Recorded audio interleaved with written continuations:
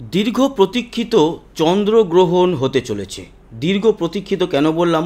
আসলে চন্দ্রগ্রহণ এবং সূর্যগ্রহণ প্রতি বছরই গোটা 4-5 হয়ে থাকে, কিন্তু এই আমরা ভারতবাসীরা এবং বাংলাদেশে যারা থাকেন বহু বছর হলো চন্দ্রগ্রহণ এবং সূর্যগ্রহণ চাক্ষুষ করতে পারিনি।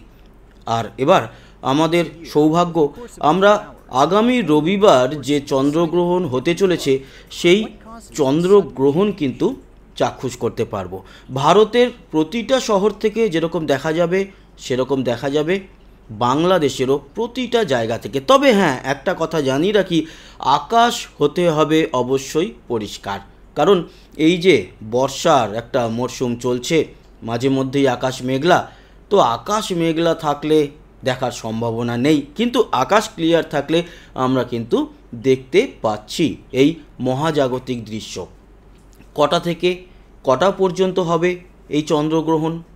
এই চন্দ্রগ্রহণ শুরু হবে রাত্রির 8:25 থেকে ভারতীয় সময়। বাংলাদেশের সময় 30 মিনিট এর সঙ্গে যুক্ত করে নেবেন, 8:55। এবং এটা যখন শুরু হবে 8:25 ভারতীয় সময় অনুযায়ী, সেই সময় অতটা কিন্তু বোঝা যাবে না, কারণ সেই সময় গ্রহণ সবে শুরু হবে।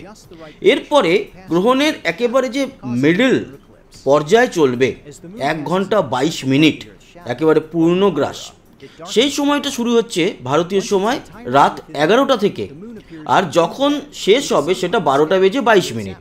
আবারও বলছি, বাংলাদেশের মানুষ যারা দেখছেন তারা 30 মিনিট প্লাস করে নেবেন, 11টাটা হয়ে যাবে 11:30, আর 12:22 মানে 12:52। আর এই 7 তারিখে 11টার সময় গ্রহণ শুরু হলেও যখন 12:22 গ্রহণ শেষ হবে তখন কিন্তু পড়ে যাবে 8 তারিখ, 8ই সেপ্টেম্বর, সোমবার। তবে আমরা ওই রবিবার রাতই বলতে পারি যে রবিবার রাতে এই মহাজাগতিক দৃশ্য আমরা দেখতে চলেছি। গ্রহণটা কিভাবে হবে আপনাদেরকে একটা গ্রাফিক্স সাইটে নিয়ে গিয়ে পুরো বিষয়টা দেখাই। দেখুন, এই হচ্ছে চাঁদ, দেখতেই পাচ্ছেন, নতুন করে বলার কিছু নেই। এই গ্রহণ যখন ভারতীয় সময় 8:25 সেই সময় শুরু হচ্ছে, এই যে আর্থ যে পেনামরা, এই পেনামরা এখান থেকে এই যে পৃথিবীর যে ছায়া, সেই ছায়া কিন্তু বা ছায়ার মধ্যে প্রবেশ করা শুরু হবে। আর আমরা যখন হবে তখন থেকে পূর্ণগ্রাস গ্রহণ শুরু। এটা হচ্ছে গিয়ে পেনামরা গ্রহণ, এবং তারপরে আমরা মানে আর্থ, আমরা সঠিক যে ছায়া সেটা প্রবেশ করা শুরু হবে। তো রাত্রির 8:25 নাগাদ শুরু হবে। আপনাদের দেখাই, তার পরবর্তী সময় এই যে গ্রহণ শুরু হয়ে গেছে, কিন্তু পূর্ণগ্রাসে তখনও প্রবেশ করেনি। উপচ্ছায়া প্রথমে হবে, তারপরে হবে পূর্ণগ্রাস। এই হচ্ছে শুরু হলো রাত্রির 11টা থেকে। এইবার কিন্তু চাঁদ একেবারে পুরো ডার্ক এবং লালচে আকারের আমরা দেখতে পারবো। এই হচ্ছে গ্রহণ শুরু, এবং তারপর ভারতীয় সময় 12:22 পর্যন্ত এই গ্রহণটা চলবে। দেখতে পেলেন, লালচে চাঁদ আমরা দেখতে পারবো 1 ঘন্টা 22 মিনিট ধরে। অসাধারণ এই গ্রহণটা, কিন্তু আপনারা অবশ্যই চাক্ষুষ করবেন, তবে কপালও ভালো হতে হবে যেন আকাশ মেঘমুক্ত থাকে।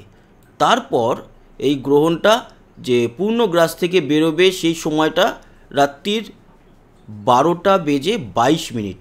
12:22 এটি আবার বেরোনো শুরু করবে, মানে এই যে পৃথিবীর ছায়ার থেকে সে নিজেকে মুক্ত করতে আরম্ভ করবে। তারপর পেনামরা থেকে মানে উপচ্ছায়া থেকে বেরোবে যখন, তখন ভারতীয় সময় প্রায় রাত্রির 2:30-এর কাছাকাছি, সেই সময় কিন্তু সে সম্পূর্ণ রূপে বেরিয়ে যাবে এবং চাঁদ আবার নিজের রূপ ধারণ করবে।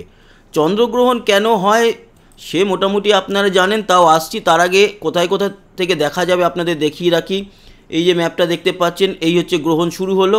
দেখুন কোন কোন অঞ্চল, এই হচ্ছে কিন্তু আমাদের ভারত, এই যে বাংলাদেশ, পাকিস্তান, এদিকে ইরান, তারপরে ওমান, ইয়েমেন, আফ্রিকার বেশ কিছু অংশ, অস্ট্রেলিয়া থেকে দেখা যাবে, নিউজিল্যান্ড থেকে দেখা যাবে, আমাদের দক্ষিণ এশিয়ার মোটামুটি সব দেশ থেকেই দেখা যাবে, থাইল্যান্ড, শ্রীলঙ্কা, মায়ানমার, এদিকে মালদ্বীপ সহ চায়না, থাইল্যান্ড, ওমান, ইয়েমেন, এদিকে সৌদি আরব, তারপরে আফগানিস্তান, এসব জায়গা থেকেই দেখা যাবে অতএব এই চন্দ্রগ্রহণটা কিন্তু আমরা একেবারে চাক্ষুষ করতে পারছি। আর চন্দ্রগ্রহণ দেখুন, এই যে যখন চলবে সেই সময়টা একেবারে কিন্তু ভারতের কাছ থেকেই যাবে, মানে ভারতের কাছ থেকে বলতে একেবারে আমাদের কাছেই সবথেকে ভালো দৃশ্যমান হবে, একেবারে সেন্টার থাকবে ইন্ডিয়া এবং বাংলাদেশ।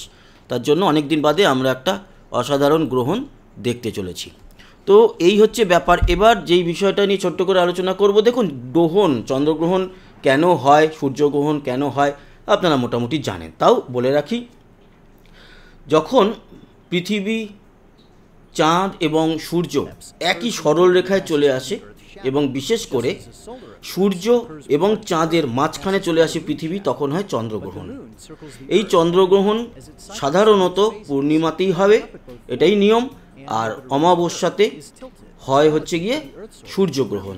আর ঠিক পরে পরেই ঘটবে 21শে সেপ্টেম্বর কিন্তু সূর্যগ্রহণ রয়েছে। সেই সূর্যগ্রহণ অবশ্য আমাদের ভারত থেকে দেখা যাবে না, পরবর্তী সময় সেই আলোচনায় নিয়ে আসবো।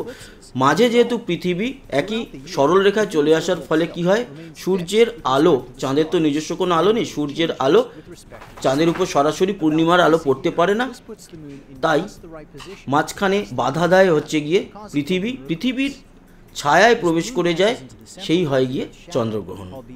তো এই চন্দ্রগ্রহণ আশা করি আপনাদের ভালো লাগবে। এই চন্দ্রগ্রহণ সম্পর্কিত আরও আমরা খবর আনতে থাকব এবং অবশ্যই 7 তারিখ, যেহেতু এতদিন বাদে আমরা আবারও একটি ভারতবাসীরা, বাংলাদেশবাসীরা চন্দ্রগ্রহণ দেখতে চলেছি, তাই সেই সময় আপডেট নিয়ে চলে আসতে পারি লাইভেও। ধন্যবাদ, ভালো থাকবেন।